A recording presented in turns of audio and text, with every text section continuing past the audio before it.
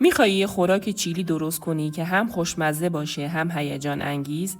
پس تا آخر ویدیو با من همراه باش. خوراک چیلی معمولاً یک غذای تند و خوشمزه است که با گوشت چرخ کرده، لوبیا قرمز، لوبیا چیتی و گوجه فرنگی درست میشه. لوبیا چیتی و لوبیا قرمز رو از شب قبل خیس کردم و چند مرتبه آبشون رو عوض کردم تا حدودی نفق لوبیا از بین بره.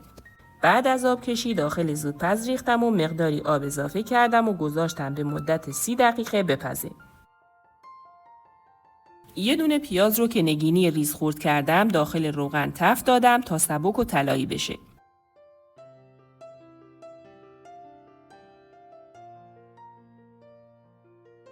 بعد چند حبه سیر خشک شده ریختم و کمی تفت دادم.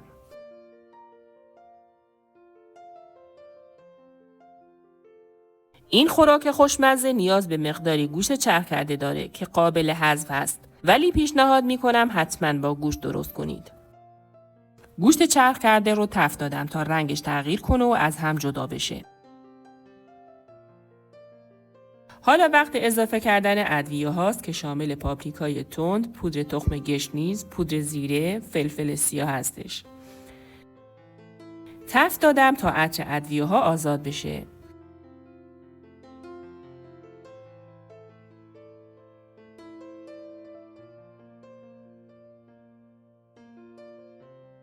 بعد بهش رو به گوجه زدم و تفت دادم تا رنگ و مزه رب در بیاد.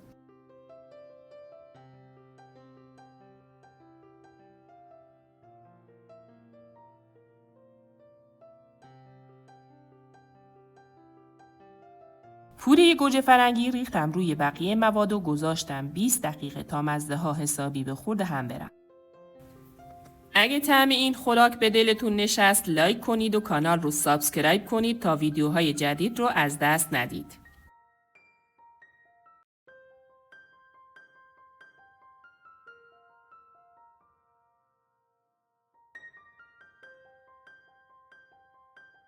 بعد لوبیای پخته شده رو اضافه کردم و نمک غذا رو اندازه کردم.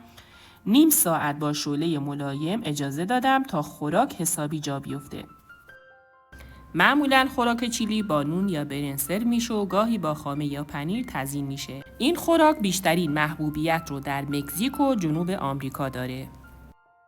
2 تا فلفل چیلی رو هم درسته انداختم داخل غذا. شما اگه طعم تند دوست دارید میتونید خرد کنید. واقعاً طعمش غافلگیر کننده است. پیشنهاد میکنم حتما درست کنید و از خوردنش لذت ببرید. مرسی که همراهم بودین. تا ویدیوی بعدی دلتون شاد و غذاتون خوش‌طعم.